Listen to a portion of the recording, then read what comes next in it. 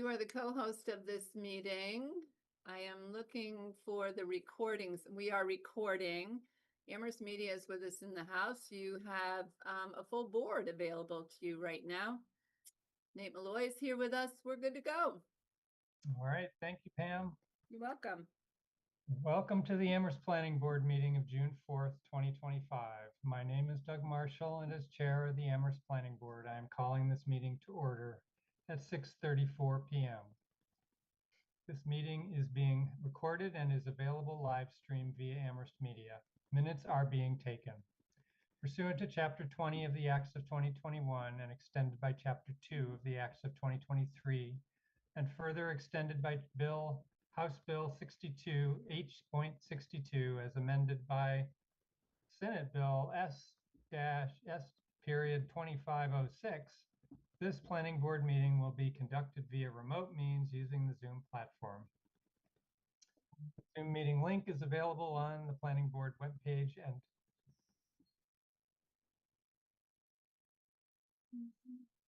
and click on the most recent agenda where the Zoom link is listed at the top of the page. No in-person attendance of the public is permitted. However, every effort will be made to ensure the public can adequately access the meeting in real time via technological means.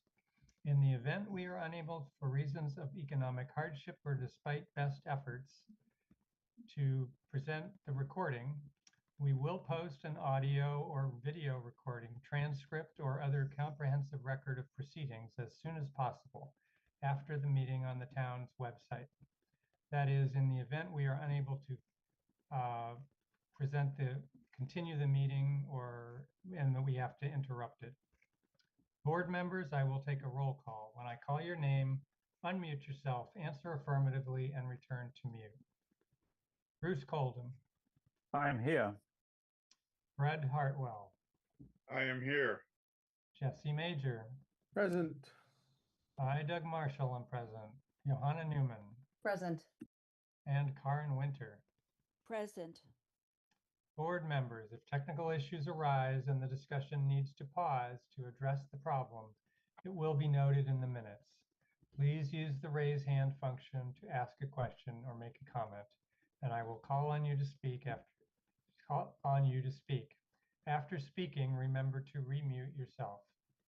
To the general public comment item is reserved for public comment on items not later on tonight's agenda. Please be aware the board will not respond to comments during general public comment period. Public comment may also be heard at other times during the meeting when deemed appropriate by the planning board chair. Please indicate you wish to make a comment by clicking the raise hand button when public comment is solicited. If you have joined the Zoom meeting using a telephone, please indicate you wish to make a comment by pressing *9 on your phone. When called on, please identify yourself by stating your full name and address and put yourself back into mute when finished speaking. Residents can express their view for up to 3 minutes or at the discretion of the planning board chair. If a speaker does not comply with these guidelines or exceeds their allotted time, their participation may be disconnected from the meeting. All right, we'll go right into our first agenda item, which is approval of minutes from a previous meeting. We tonight have the meeting for March 19th, the minutes for that meeting. Did anybody have any comments on those minutes? Seeing lots of heads shaking no. Johanna? I move to approve the minutes from March 19th. Thank you. Jesse? I will second that. Thank you both. Any other additional comments from anybody at the board?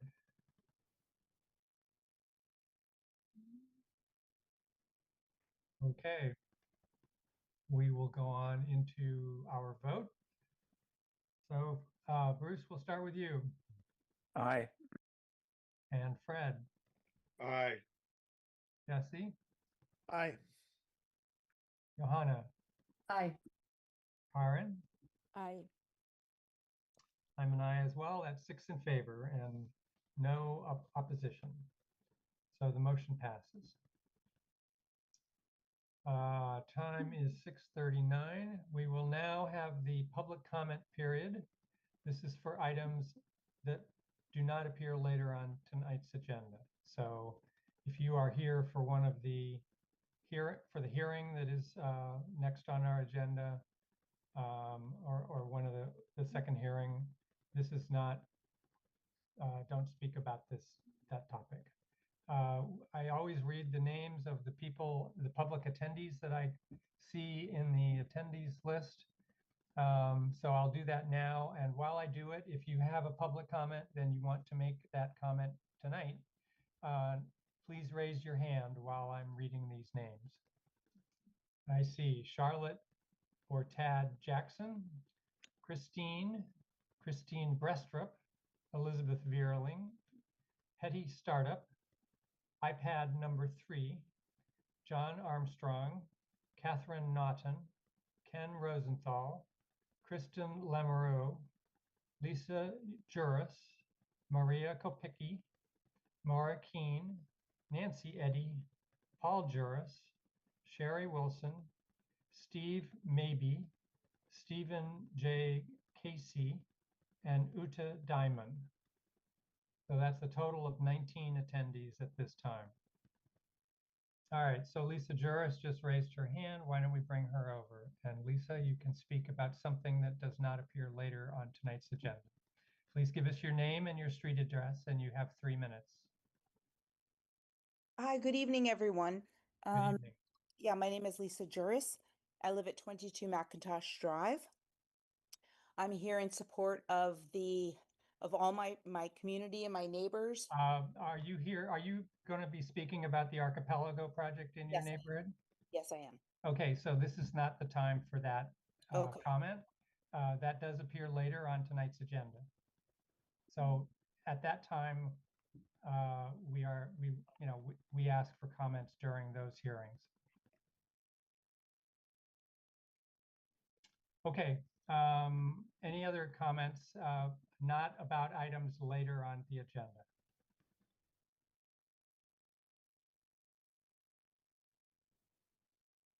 Okay, I don't want to cut anybody off if you're deliberating, but I think we will move on. Time now is 6:41. The third item on tonight's agenda was advertised for 6:35, so we are okay with starting this hearing. This is a public hearing with a site plan review, SPR 2025-10. Applicant is the town of Amherst, location 1046 Southeast Street, Munson Memorial Library. Requests site plan review approval to construct an accessible walkway and ramp with railings and modifications to the southern entrance porch and other site work, including drainage improvements and landscaping. Under section 3.334 of the zoning bylaw, the parcel is located in the RN zoning district, and the is that ARP overlay zoning districts. It's on map 20D and parcel 49. All right, Nate, are you presenting for the town? I am. Rob Moore, the building commissioner, excuse me, had something unexpected, so he can't be here tonight.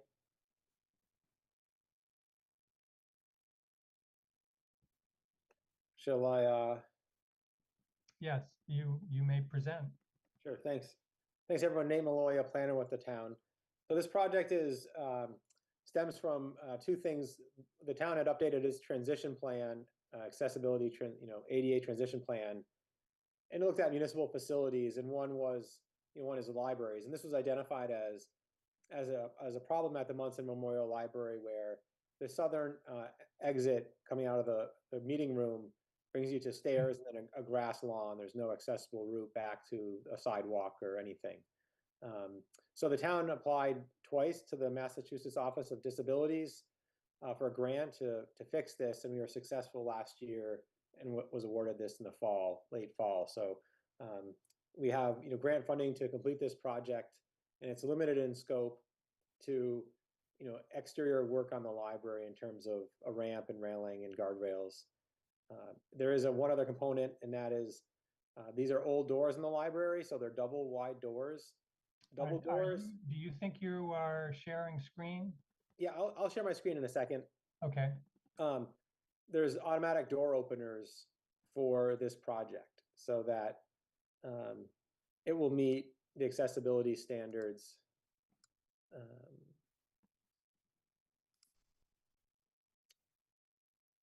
And if I will go to an aerial view here. If this is visible for everyone.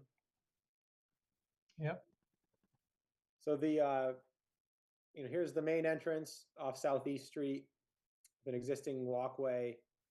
The entrance is on this side, the south side of the building. And so currently there's a portico with 2 steps down to grass. And there's actually you can tell if people walk along this, there's desire lines, but nothing formal. So the idea is to adjust the entry here to be 0 step, to come out onto a landing, come out far enough to then have a ramp down, and then a walkway essentially at grade that connects to the walkway in the front. Between the walkway, this isn't exactly to scale, in between the walkway and the building, there's going to be new yard drains that then daylight over here. There's an existing catch basin, so it'd capture the drainage in between these two, take stuff off the foundation and the walkways and direct it down here. I guess I'll start with here's the proposed layout. So, during the site visit, there are some questions. I will say that the building commissioner and facilities looked at having this walkway come out even further. There is some grading issues. It's almost a foot different to come out. Originally, the idea was to come out almost 18 feet off the building and have a generous walkway here.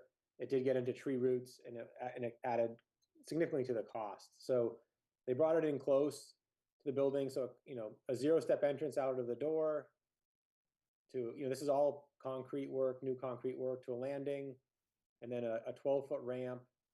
And then this all is a walkway that is essentially at grade.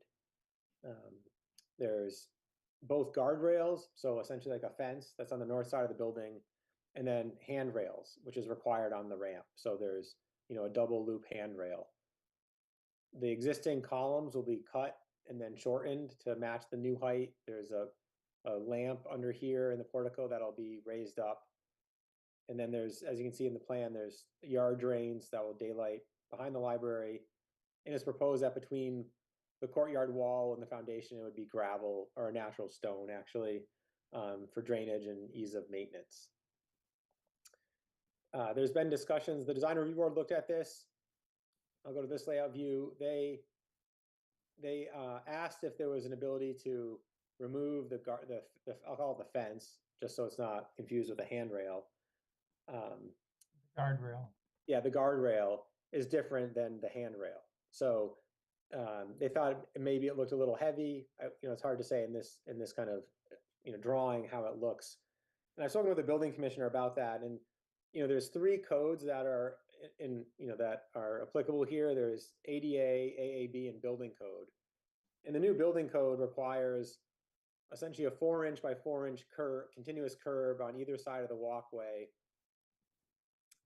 And then also, double handrails. And so you don't have to have a curb if you have a guardrail that then has a low, protects the perimeter and doesn't allow something that's 4 inches in diameter to roll off or, fall off the ramp. And so there's a few different things that have to happen. And so although the design review board, had asked the building commissioner and staff to investigate whether or not this could be removed, I think the decision right now is to leave it in, because the other design changes it a bit and actually, complicates drainage with curbing. And so the idea is that the guardrail will match what's on the north side of the building. There's already an existing set of railings and guardrails. So just to orient everyone, here's the south lawn, here's the portico.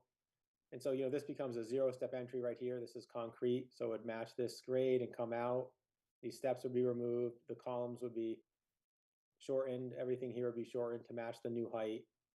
The walkway comes along across the lawn. Here's the front corner, and that connects to this existing walkway, which is relatively new. So here's the front lawn. You can see where people have already been walking. On the north side of the building, here's the guardrail that it would match. So square balusters, square posts with a cap, and then here's the handrails. At the site visit, there was questions about saving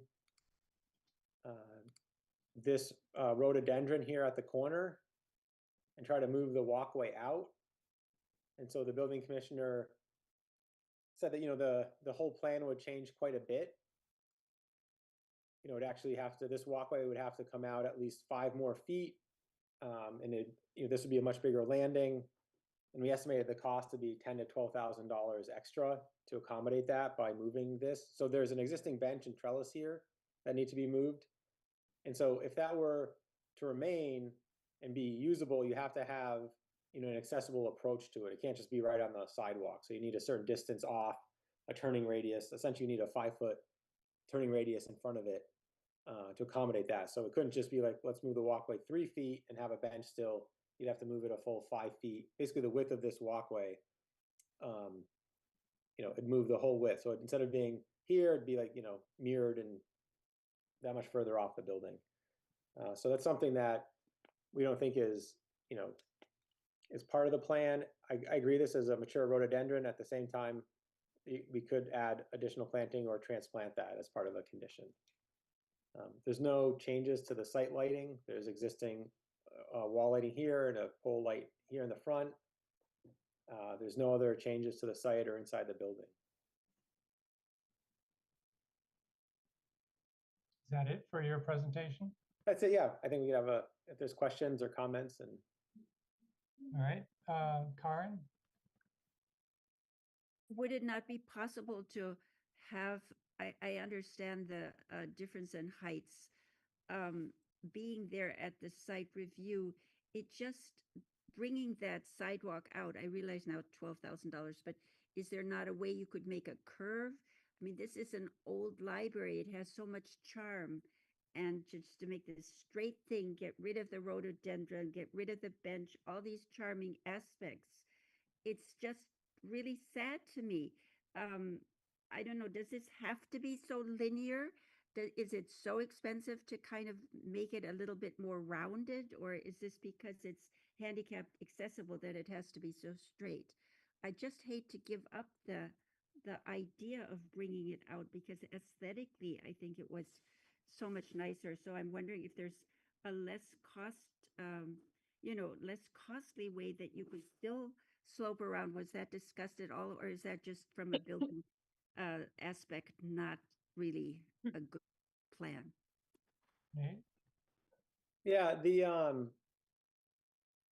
so there's an existing tree here and 2 mature maples out front. And so the idea was to really not impact any of the vegetation and work with the grade. And so the building commissioner has said that if we wanted to keep the bench that's here in the rhododendron, this walkway would then come out and have to be here. And the difference in grade, say between here and here, is almost a foot. And so then what that does is you have to have a longer ramp, and it's a lot more concrete to get to this level. And so, what he determined is that, having then a ramp that's instead of this long, maybe it's this long with extra handrails and guardrails and that extra concrete, it adds at least $10,000 to save the rhododendron. And so we don't have the budget, and we don't have, so we would offer that there could be plantings on the outside of the walkway, but the rhododendron is so, if we were to just move the walkway here anyways, we would clip its roots. So we still would propose to try to transplant it as part of the project and plant new, but not move the walkway. And then you're saying that you need this approach to the bench. So you can't just have the walkway in front of the bench. You need the 5-foot turning radius diameter there for the approach. Bruce? You're muted. Nate, what's the estimated cost for the complete project? We have a grant of $120,000 I forget if it's 105,000, and we're estimating that all this will cost 120,000, including the door openers. Okay. I don't think you have to spend 10 to 12,000 more dollars to route the pathway around the rhododendron, because you don't have to think that this is purely geometrical and rectilineal. You can keep the pathway, sorry, the ramp exactly where it is, but then gradually curve the path out around the rhododendron and then either take it straight down or back to where it is. You would add a small amount of additional length of pathway, and that's all. I can't accept that that's a $10,000 to $12,000 ad. I think that's somebody thinking, somebody designing an alternative who doesn't want it to succeed. That's so I submit that that is nonsense, frankly, because I think that you can easily curve sidewalks. You know, they have flexible forms for curving a sidewalk, and you just curve it around the corner of the building. So you add I don't know, 5% or so to the length of the path, but that's all you're doing. So you're only adding 5% or so, maybe 7% of the length of the path to just bulge it around the rhododendron in that location. And it's going to look nicer because instead of being a sharp, yes, it doesn't have to have, yeah, something like that. I mean, I would make it a curve. I would just curve it, turn that right angle where the rhododendron is into a curve, and it would be just bulge it out a little and then around. And Bob's your uncle. You've solved the problem, and you've left the rhododendron where it is. And you've probably spent $1,000 moving the rhododendron, and you'll spend $1,000 on the sidewalk. So you're basically saving this. You're spending the same amount of money, and you've just got a better result. Yeah, I mean, if I could respond, the only thing I see though is there's a desire line that cuts the corner here. And so if we have some path that does something like this, no one's going to walk on this. They're just going to do this. And so, you know, what we've done here is we've actually tried to cover the desire line, which is as tight to the wall as possible, and also keep the shortest distance for accessibility reasons. And so right now, this is an exit only, but I think the thought is that this would become could become then another entrance, and it becomes a, you know, it's both it could become a main entrance and exit to this space. And so instead of having to get through the library proper, you could, you know, it seems like, and the parking for the church, most of the parking is actually on the South Congregational Church here. People have to walk around, but there's an idea that this could be connected to the parking lot in the future. But I think this becomes a pretty important route. I agree, but your so-called desire line is not going to be transgressed. People will follow the sidewalk. It's almost direct, and in order not to do that, they'd have to walk through the rhododendron. So I think it would be more graceful. It would keep the rhododendron is. Ham, could you bring up the picture that I sent of the rhododendron? I think people should look at this thing. This is not just a dead bush. This is a beautiful, established, graceful, well-situated piece of planting, and I'm not sure that, I mean, you might be able to transplant it successfully. Not, I would think, for less than the cost of rerouting the sidewalk. Bruce, just so I'm clear on your opinion, are you okay with removing the bench? Oh, I don't care about the bench. I mean, Okay. this way you could keep it where it is, which would save some more money. Okay. I'm sorry. I'm sorry. I could share that. I see it's in the packet now. I Yeah. got it. There it is. So that's what we're getting rid of. And I don't think that that's a good idea because that's nicely situated. And I think we should just walk around it, basically where that walkway, where the worn pathway is at the moment. You just follow the concrete around there, and then I mean, that's what I would do. And frankly, I think it's so easy and so obvious that so far I'm not inclined to support this with my vote. And if I can persuade some of the rest of you to join me, then maybe we can make this work a little nicer than it is at the moment. But it seems to me it's so obvious what the way to do this, and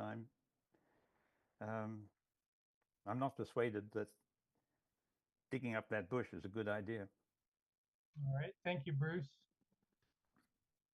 Next, we have you, Johanna.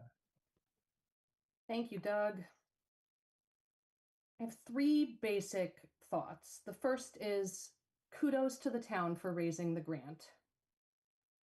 That's awesome. Second, I think we should be as sensitive to our town budget as possible. And three, I don't fully endorse the idea of planning around the rhododendron or around the bench. Part of that might be ignorance on my part. So I don't know. Are there other rhododendrons that are on the site? Is this variety native to Massachusetts? How long does it take for a new rhododendron planting to reach this size? I just don't know the answer to those things.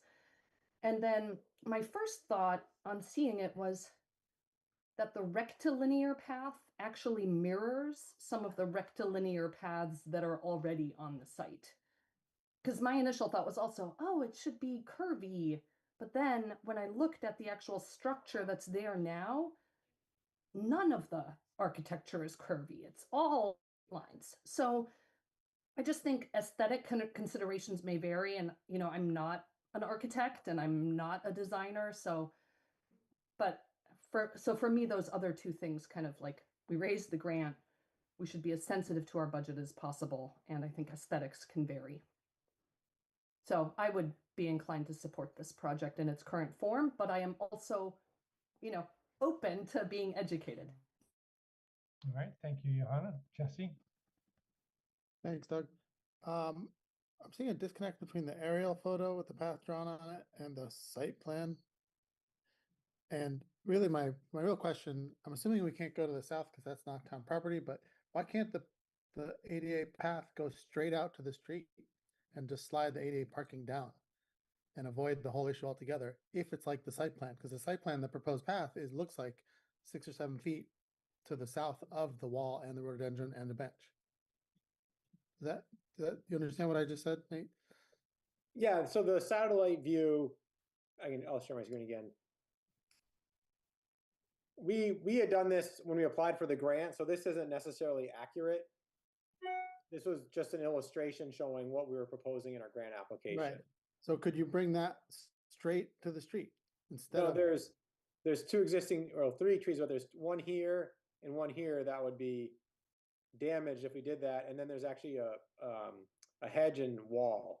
So and then the sidewalk isn't wide enough. So the reason why this becomes accessible is that the DPW Public Works changed the road here and changed the elevation, so it's now flush with the sidewalk. Okay. Yeah. All right. Thanks. Yeah, I mean, All I think as you can see here, just quickly, here are the cars at the church, and so the idea would be in the future, could there be a direct connection to this parking lot, which the town has an agreement to be able to use? And so, Well, they do. So could that not just happen instead of making the bend? well, we don't have an agreement or anything to do that. So what we applied for was to do this. Negotiating a walkway straight out here is something for the future. Because that was my first thought. Honestly, it was why not do that? But Just go right out. Yeah. All right, so the hands that I can see at the moment are people that have already commented. So I'm going to comment for a moment first. And I did not make the site visits. Did anybody who had done a site visit want to make a site visit report, or is that irrelevant at this point? The site visit was myself, Karen, and Fred. And Karen and I've certainly given what I learned at the site visit, though Fred could add whether there's anything from the site visit that we haven't already reported on. Fred, anything you wanted to say? You are muted. I think it's been pretty well covered. I'm inclined to agree with Bruce. Um,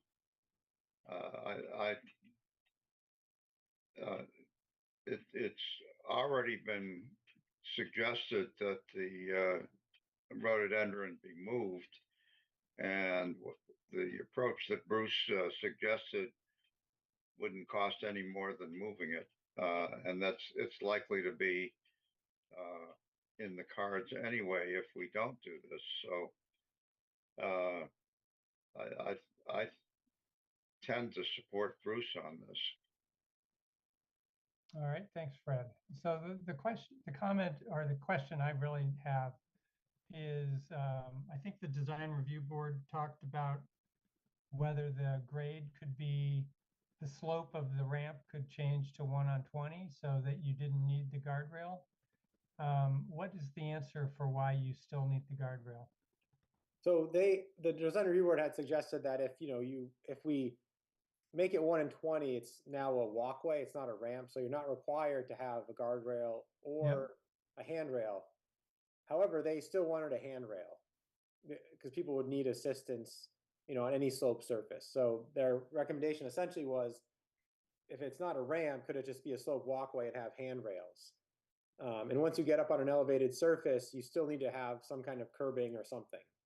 And So does the curbing need to happen if grade is flush with it? no, but once you start elevating, once you're getting up on a sloped walkway, you're going to be up off the grade, And you could fill grade up to it. But that would be mean filling up 18 inches. That'd be filling Yeah. up. Yeah. And then you don't have a guardrail out in the landscape.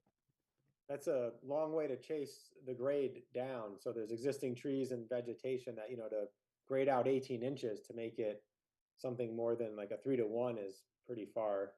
Okay. All right. So I'm hearing that you don't think that's feasible.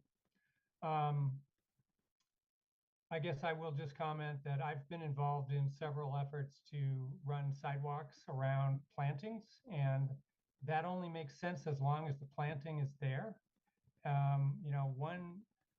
One fungus or virus or whatever might kill a rhododendron, and suddenly you have a walkway that doesn't make any sense. So I would not vote to support Bruce's proposal. I think the rectilinear route is what we should do, and then let the plantings fill in around that. Although I agree it's a beautiful rhododendron. All right, now we'll go to the hands that remain, and then we'll go to the public if anyone is here to talk about this. Karen? I agree that a rhododendron isn't the most valuable and you could replant it. But if you had been at the site, I also agree that having not this rectilinear right smack up against the thing, I just think that curving it, I bet you any landscape architecture who looks at it I think it would just add a lot. It just seems like that's where the people have walked because of that. And it just seems like a natural thing. That's why I feel that ask Rob Mar, is it really so important to have this be so straight? Yes, maybe the building has all straight lines, but walks in old buildings meander, and a curvature just adds a lovely feeling in that particular space. If you were there, you just feel like gracefully going between the tree and the rhododendron seems a nice way to approach, especially if this is going to be the main entrance. I think it's going to be much more inviting than being smack against the building. All right, thanks, Karen. Bruce? This is just to chase the answer to Jesse's question that Nate gave. From the site visit, it seemed to me that there was a moment of confusion there, Nate, because am I right in understanding that the connection across to the church parking lot, that pathway would not achieve an accessible standard. It's simply a pathway to connect to that parking area. So if that's the case, then it doesn't solve Jesse's Jesse's suggestion isn't relevant because the future pathway would not achieve an accessible, wouldn't be intended to achieve an accessible standard. Do I recall correctly with the grades and so forth that would be that was the intent of that future pathway? Right. So yeah, I mean, yeah, Nate, why don't you untangle that? Because I don't think Jesse's comment was about that connection. well, I would say that, we don't have the permissions to connect, a walkway to the parking lot, although people park there and use the library. There's an agreement, I think, that they could. Yeah, the parking lot is up higher, so that grade hasn't been worked out. That's outside the scope of this project. So, what I said is that the walkway will essentially be at grade at the lawn of the library now, and there's a possible connection to that parking lot of the South Church. But whether or not it's accessible hasn't been explored. It could be, but it might then be like Okay. this, like a ramp, or it couldn't be as direct as just a straight line right out from the entry. So, I mean, I think what Jesse was asking, again, this is not what it's, I think this is easier to see than the line drawing. Jesse, I thought you were asking, could you just come straight out here? And then this becomes essentially the accessible route into the building. Like I said, this is outside the scope of this project, and I'm not sure the grades work to have this be an accessible, route. So, Jesse, why don't you tell us what you Sure. were asking? So the answer was yes. I was asking both. For my first thought was yes, go straight like you just drew it. But then I realized that's not town property, so probably that's not okay. But then I asked, why not make the first turn and go straight to the west? And I think Nate, you said no, that doesn't work because there's shrubs there, or something, right? Oh, there's two mature maples. There's a brick wall, shrubs, and then a sidewalk. These aren't accessible parking spaces. So if we brought them Right. out here, we're no closer to the accessible parking spaces than bringing someone to this route. Yeah. So Okay. the route of the path has to be that way. Anything else, Jesse? No, thanks. Okay. All right. I guess I'll ask if any members of the public want to make a comment on this. Now's the time to speak. All right, I've got a couple people raising their hands. Pam, why don't we bring over Steve Maybe first? Steve, you'll have 3 minutes and give us your name and your street address. Yeah, Steve Maybe. I'm actually representing 1066 Southeast Street, which is South Congregational Church, and the Board of Trustees. We don't have any problem with the design. We appreciate this. I had many a violin recital in that room, and I think having accessible access would be very important. We also appreciate the fact that the town removed the forsythia bushes that were along the border between the church and the library because they were overgrown and it was very difficult for people to get out. And it is true that people park there and walk across the grass to access the library. We don't have any problem with that. The agreement was back in 1975 when we made an agreement with the town to provide and allow parking on that side of the church, and we continue to be in favor of that. Is there any plan, Nate, to put any landscaping along that boundary, or is it going to be open as it is now? Yeah, thanks, Steve. There's no plan right now to provide landscaping. So, if in the future there'll be, there may be a plan for this site, but right now it's just the ramp and walkway. Hey, thank you. That's all I have. Thanks. All right, thanks, Steve. All right, Pam, why don't we bring over Maria Kapicki?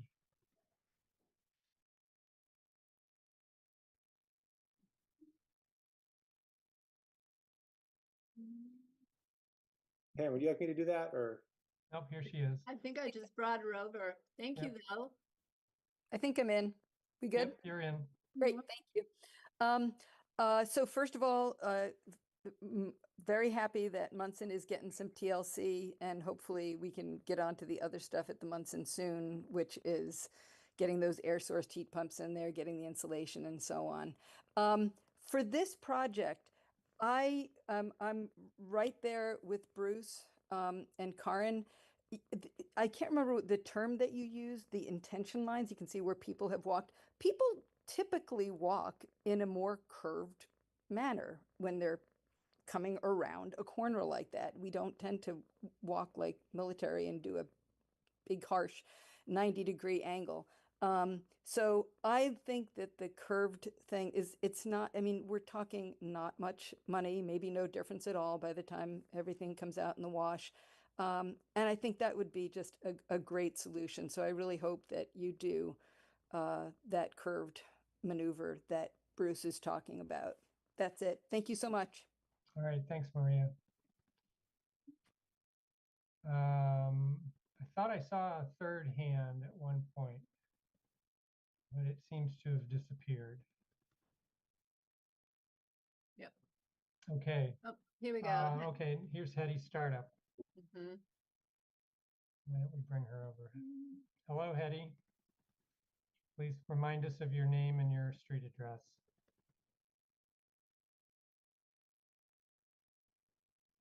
Hetty, you'd have to And mute you will yourself. need to unmute.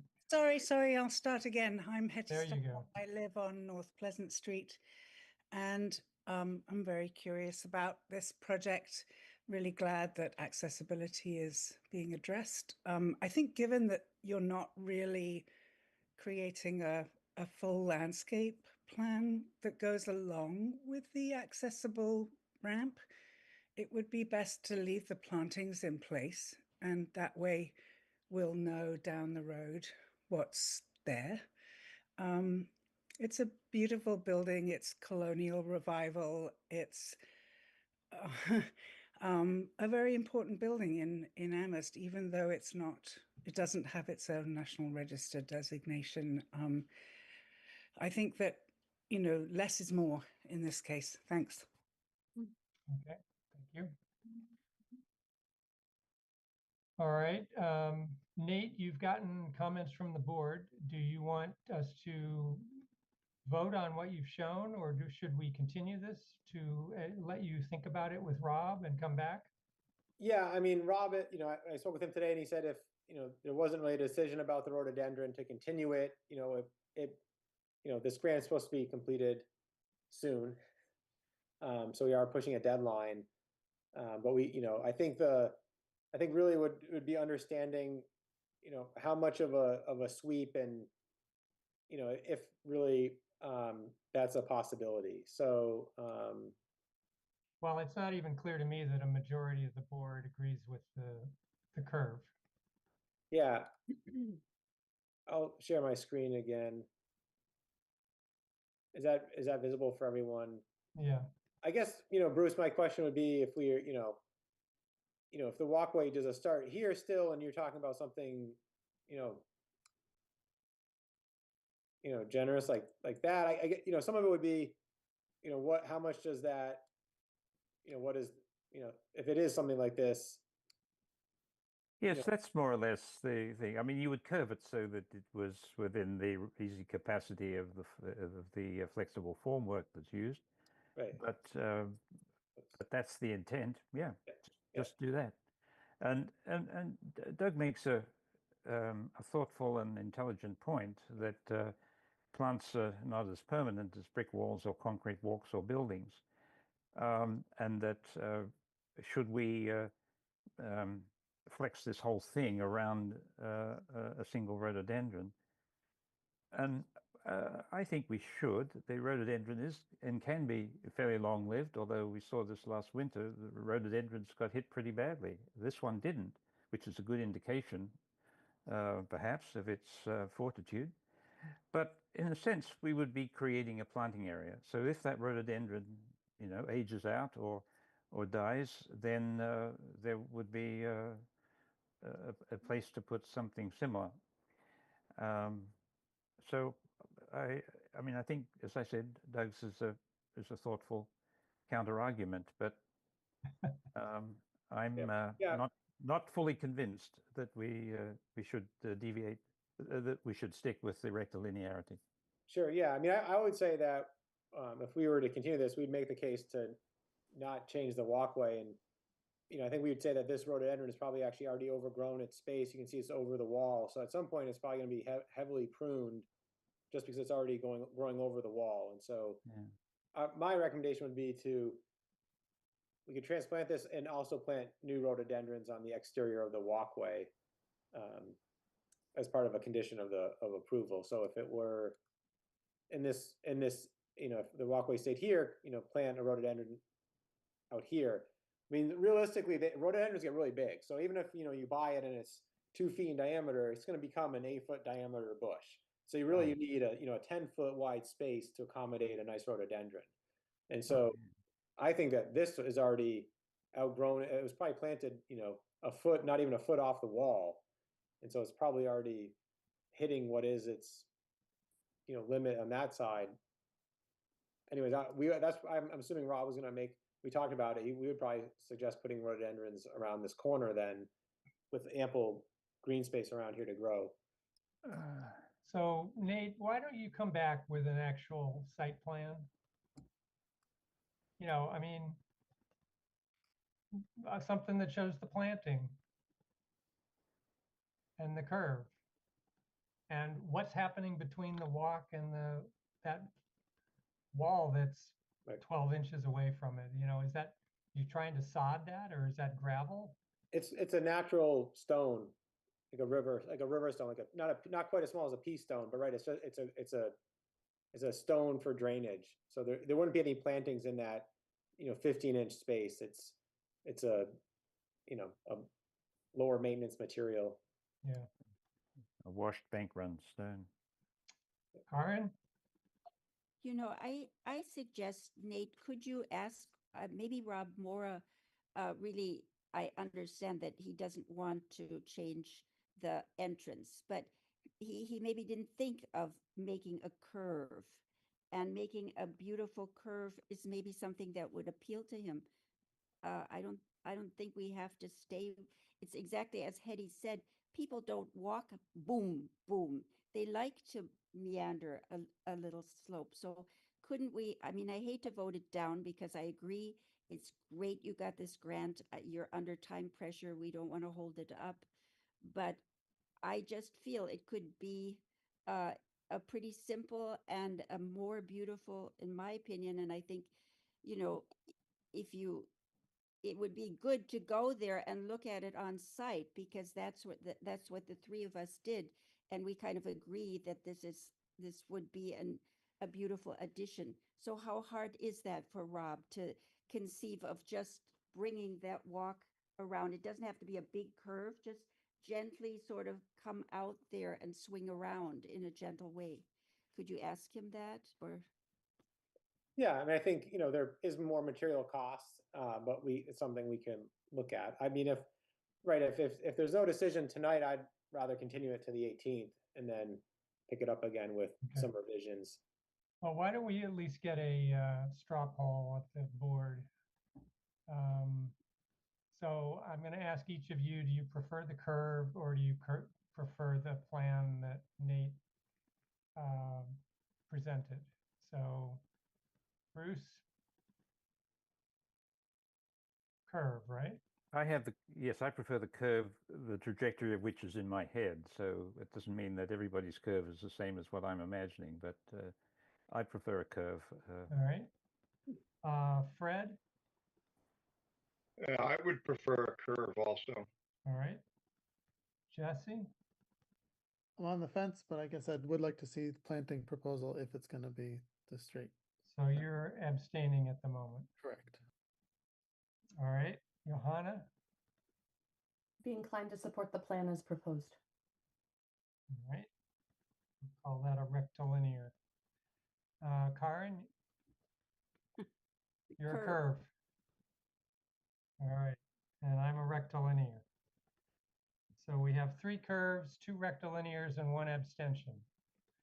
Bruce or Nate, I think let's continue this and come back. Sure, we could make a motion to continue to 6:35 on the 18th if that's, Yeah. All right, I make a motion that we continue this hearing to 6:35 on June 18th. Does anybody want to Second. second it? Bruce?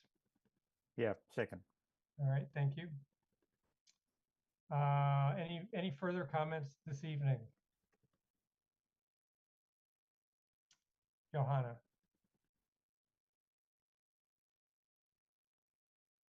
I want to make sure that we don't get in the habit of not trusting the expertise of our town staff. So I'm looking forward to hearing,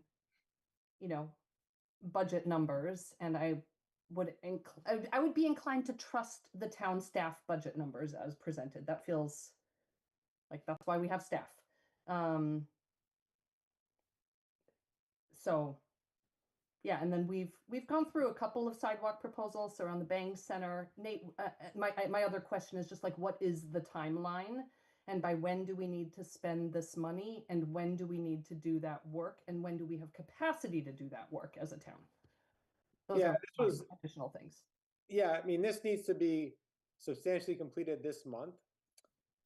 So what we propose to do is still bid it. And then, even if the idea is to bid it next week and still get someone on under contract that could start some of the work and then bring this back on the 18th. So it's not ideal. We were running up against the clock. I will say some of these grants, what's really difficult is you get awarded, contract is signed, or I think we were awarded in the winter. And by the time you finalize plans and go out to bid, it's, really, it's always like this. It's always, you have 2 months, maybe a month to do the work. And so, which is fine. We can, we have a timeline. We could ask for an extension. They're unlikely. But I think as long as it's substantially complete, which, if we think the ramp and the landing remain the same, we can, get started on that end and on the other end and then meet in the middle. So. Okay. All right. So we have a motion and a second. Any other comments? Bruce, you've got your hand raised. No? Okay. All right. So vote to continue, starting with you, Bruce. Aye. All right. Fred? Aye. Jesse? Aye. Hannah?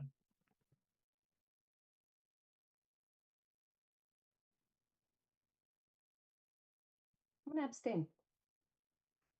All right. Karen? Aye. And I'm an aye as well. That's 5 in favor, 1 abstention. All right, this hearing is continued to June 18th at 6:35.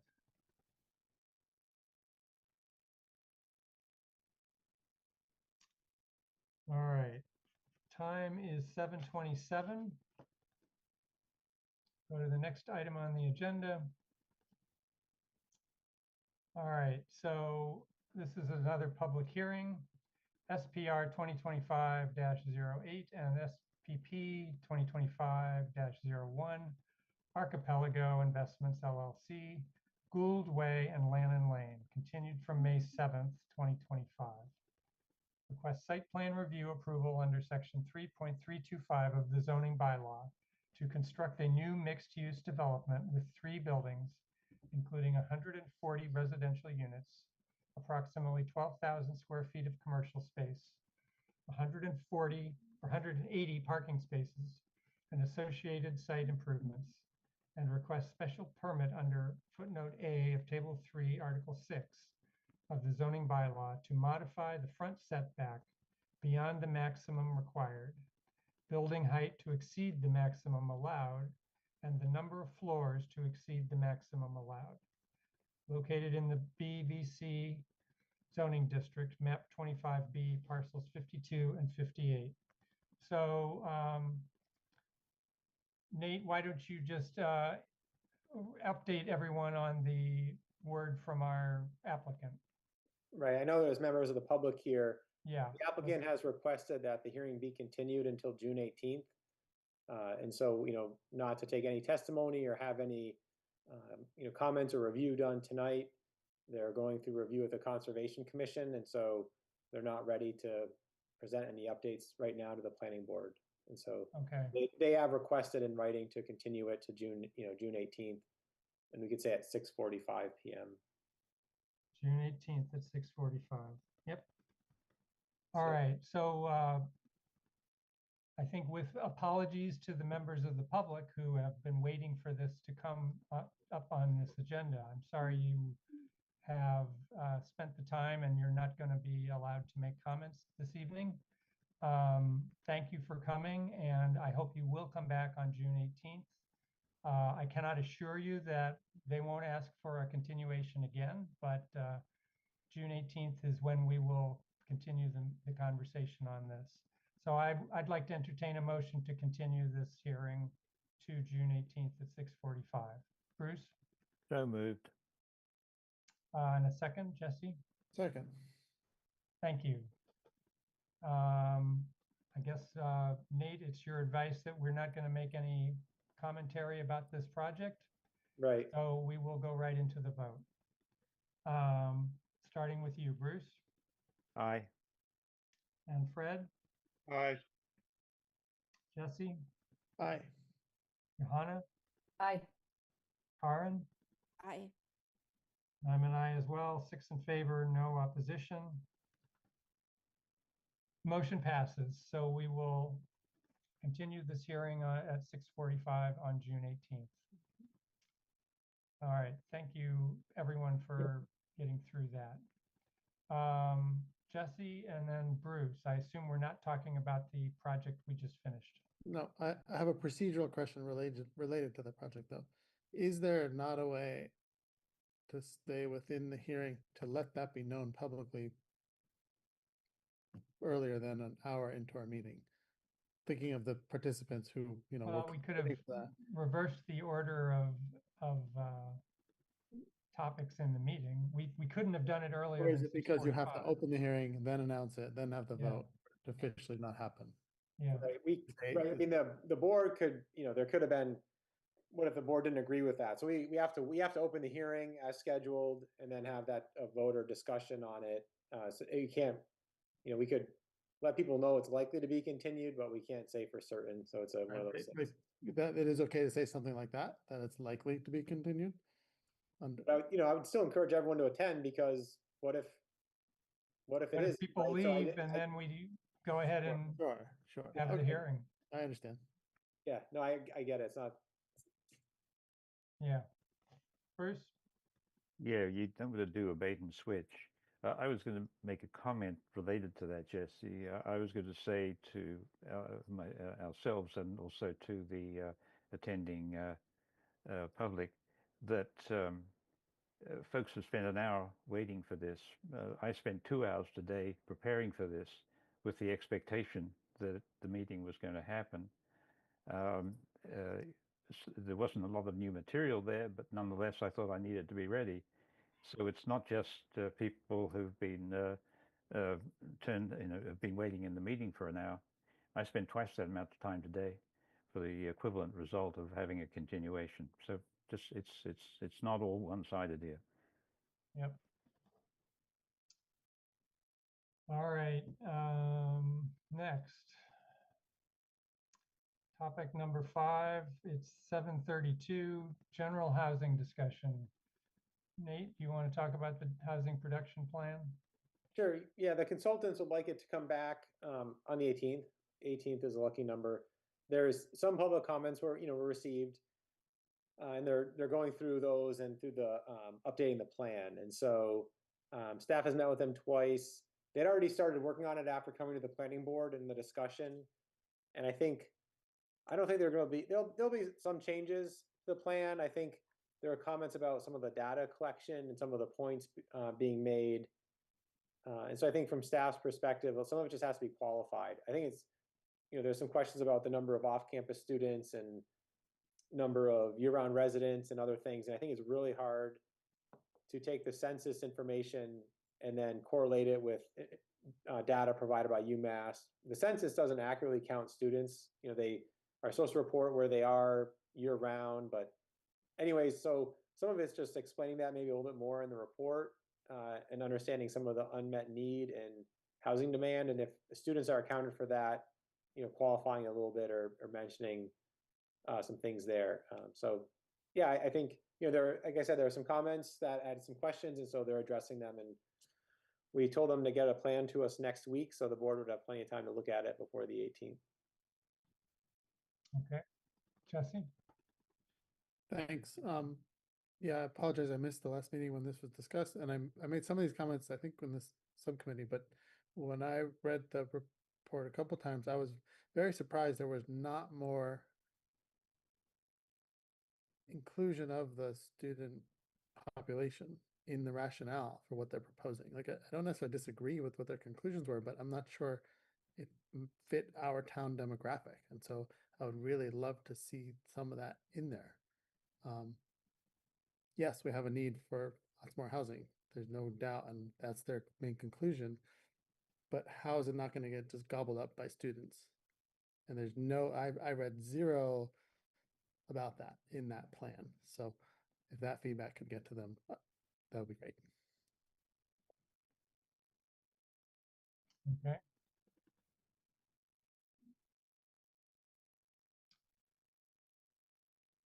Yeah. All right, the next item on the agenda was continuing discussion of a potential overlay in North Amherst, or where the existing apartment complexes are. Nate, anything you want to say about that? No, I mean, I think Bruce has done some work. The housing subcommittee discussed this. I think I think staff needs to sit down and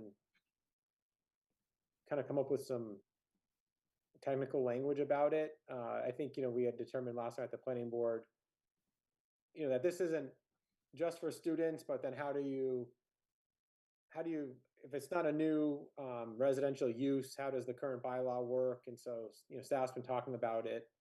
I think we had some ideas about zones where there's different heights in the overlay. I think the affordability requirement is something that's still, I think, important, because if these essentially are just any residential units, then it counts towards our year-round number, and it would, if we actually built out some of this in the overlay, then it would actually hurt our percent of affordable units. So I think having inclusionary is important. Mm-hmm. Yeah, I mean, I think that's where we are. I know a property owner has reached out. We're trying to get a meeting just to talk about, what they think. Is this something that's feasible or, worthwhile? The town did discuss this, like I said, in 2013. At the time, some of these properties hadn't been expanded or renovated, and some of them are kind of minimized now and have done upgrades in the last 12 years. So I think there's still potential here.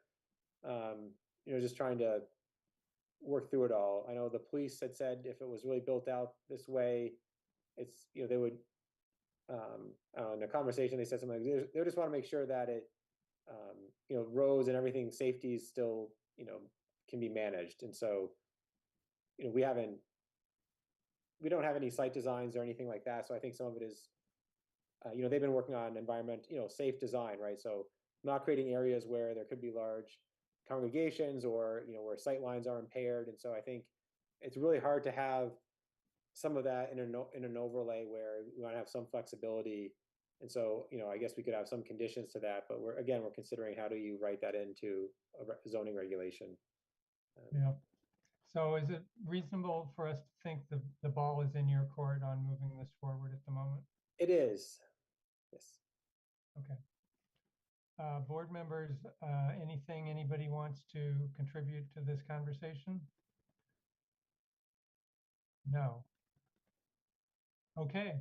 All right. Well, with no further ado, we will move on. Time is 7:38. So the next item is new business, topics not reasonably anticipated 48 hours in advance. Anything, Nate or Pam? Not for me. No.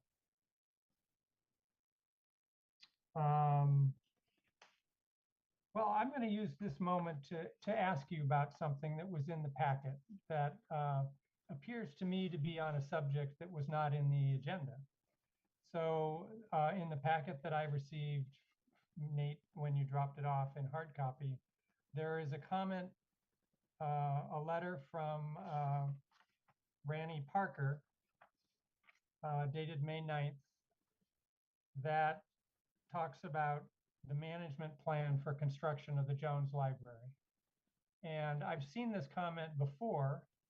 I believe it was submitted as though it was a comment related to the Archipelago project. And obviously it doesn't have anything to do with the Archipelago project. But since I'm seeing it again, has anybody responded to Randy from the town to say how, that you've shared this comment with Bob Parent or whoever's managing the Jones Library project? Because this is really not a planning board issue. Right. So some of the neighbors have emailed. I've responded to some. I don't know if Ronnie has, if someone has responded directly to Ronnie. So I think the neighbors have been asking, the Jones Library construction project will begin soon. And, what's happening with, essentially what's happening, the construction logistics plan, what's happening with, traffic and noise and what's happening with, all of that associated with the project. And in the permit, the planning board, we had a pretty detailed discussion on that and conditions and a plan. And so right now the general contractor is working with the library and Bob Parents, the project manager for the town, to review all of that.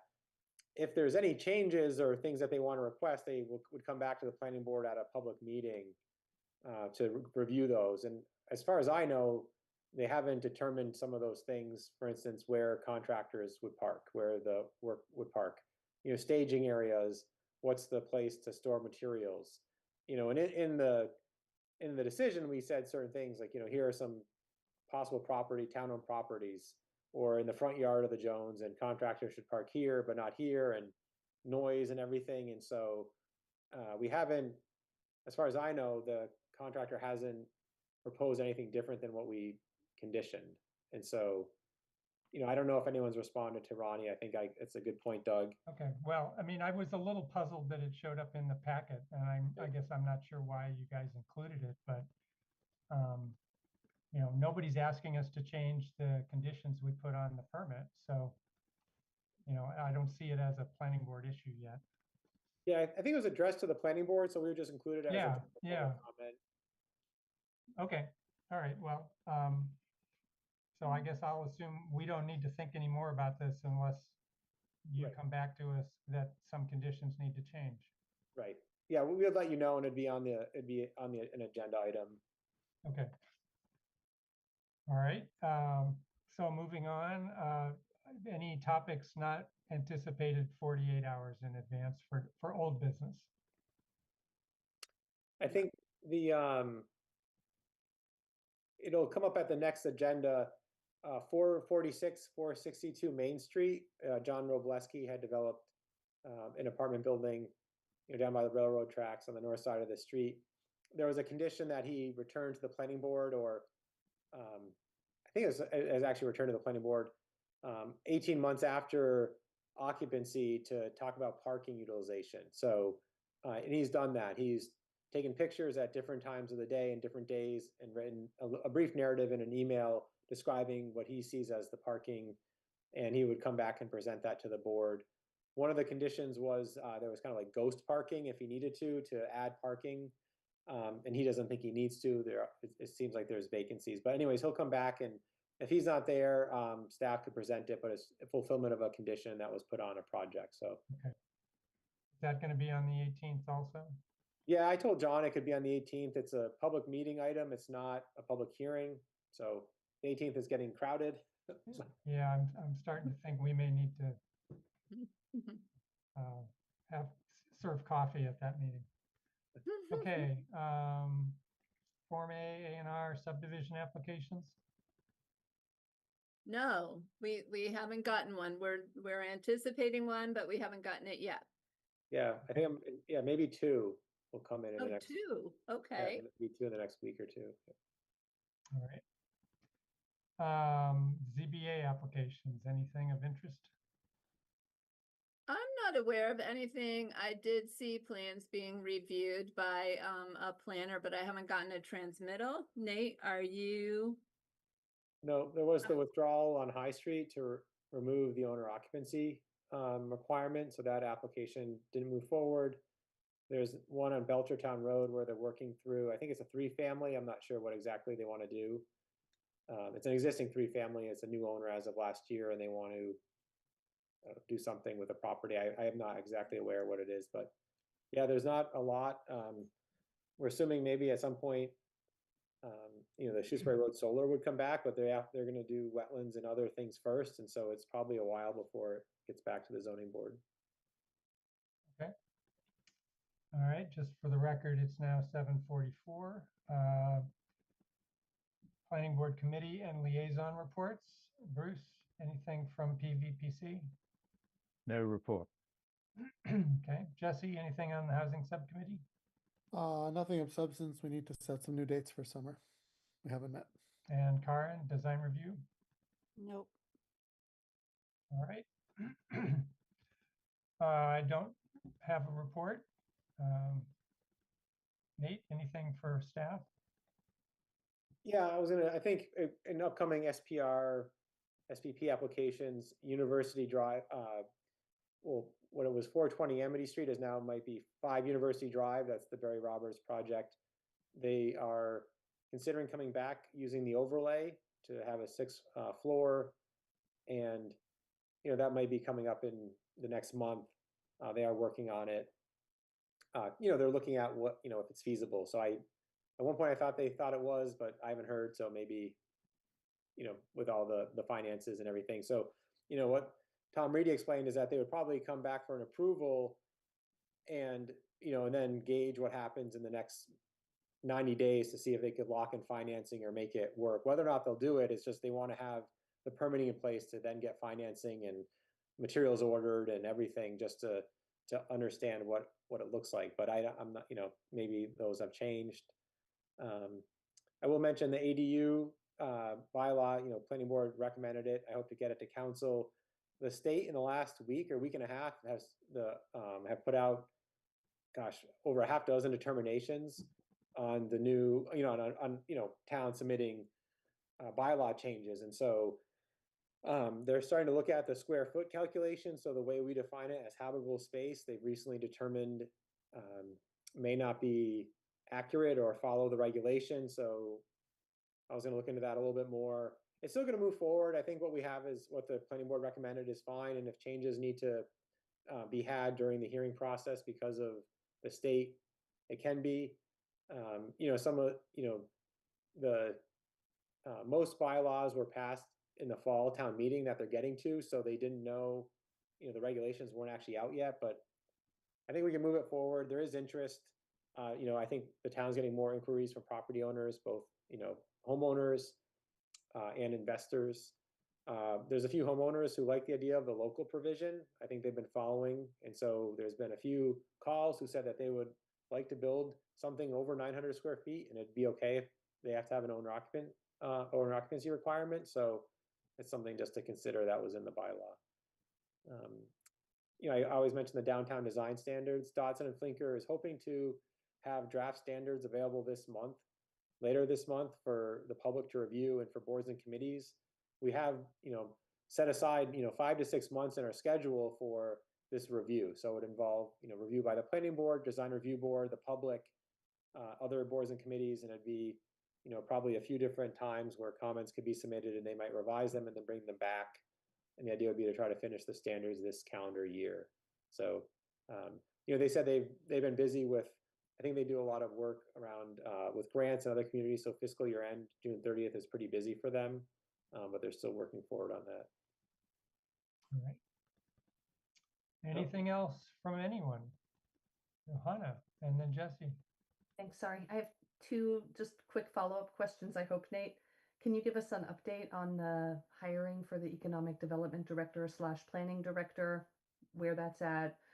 And then I think we currently have a vacancy on the board. So I'm just wondering, is that are we are applications rolling and anybody could join the board, or is there a certain term? Sure. Yeah, thanks. I meant to discuss that. Yeah, the search for a planning and economic development director is underway. I think it was maybe about 2 weeks ago, week and a half ago, it was officially publicized. I don't, know a time frame. I think probably be in the next few months that there'd be, interviews and a selection made. The as for the board members, the CRC, Community Resources Committee, holds those interviews for planning board and zoning board, and so they're meeting on June 12th to review. I think it's 5 candidates for the. There's 2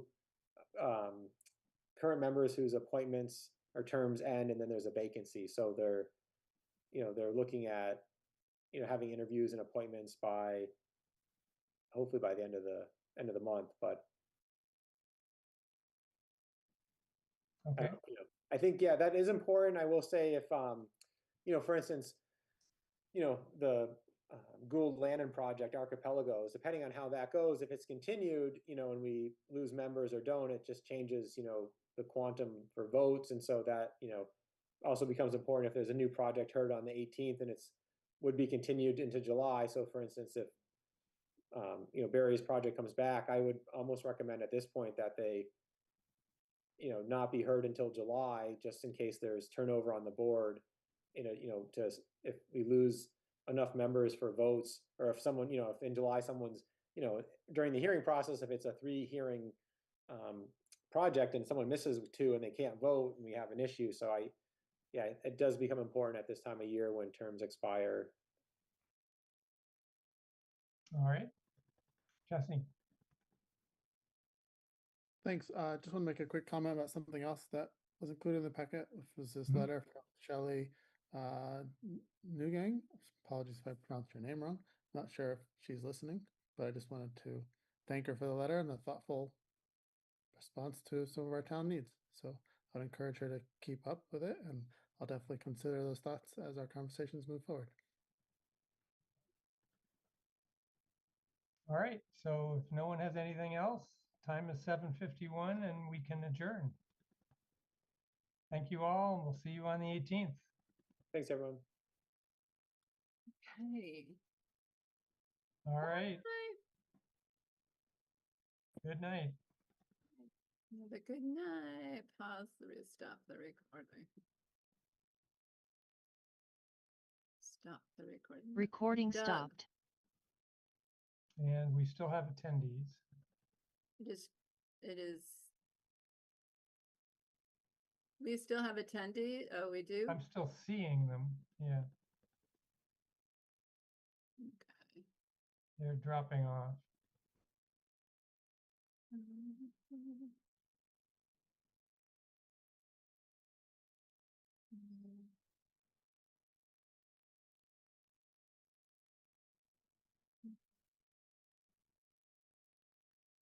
Well, I'll tell you what, Pam, I'm going to drop off so you can end the meeting. Hold on 1 second. Okay. Okay. Oh, okay. Now they're gone. I hope I didn't totally make Bruce Colton feel bad prior to the meeting, saying he was old and wise. It just all rolled out. Oh, I didn't note that comment. Okay, perfect, because I felt bad as soon as it came out, and I was trying to play compliment to his wisdom, and afterward I was like, oh my God, that just rolled out as one word, and I did not mean to insult him in any way.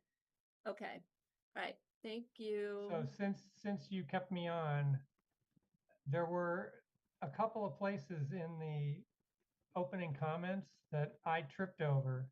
Mm-hmm. And at least one of them, I think there were some words missing. Okay.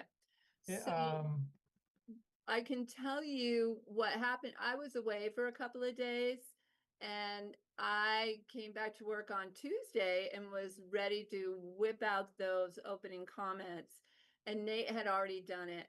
I honestly didn't read them. When I had forwarded them to myself actually earlier today, to have them, but I hadn't even had a chance to open them. So when I saw your My email, email. all I did was hurry up and made a PDF. So Right. I'm not sure. Now, there's a couple of it's in that last sentence that says, in the event, where you typically say, we are unable to do so. Yes. That phrase is missing. Okay. So that caught me. And then, I need to look up the legislature and how they name bills, because H.62 and S.2506, I think those are House bills and Senate bills, but I don't really know that. Uh-huh. Well, I know that we got that verbiage, I believe, from KP Law. So, Well, okay, then how do you say it? Bill H.62, or do you use the word House and Senate, or do you just say H? Okay. H.62 and S.2506? I'm going to make myself a note. Check on opening comment language. For the two bills that are referenced. For the two bills. Yeah, I think those are the two places that I got caught. Mm-hmm. I'm gonna look that up, or I'm gonna ask about it, and then hopefully prior to the next meeting, I'll be able to put out a draft and send it to you, and you can go ahead and read through it and see if you like the way it's tweaked, Mhm. or if you want to tweak it on your own and send it back to me as the template. We can do it that way, because at this point, I'm just kind of grabbing Yeah, the body of it as a template, and any of that other stuff has just kind of been a new addition. right. Well, just so you know, I'm out of town all next week. I'm going to Chicago. So, Okay, I'll have my phone and I can see emails. So, okay, maybe I probably can respond to you, but it may not be quick. okay, So, okay. Well, and it, depending on what's going on in the office, it, where things are in the priority list of how fast I can get it done. okay. All right. Right.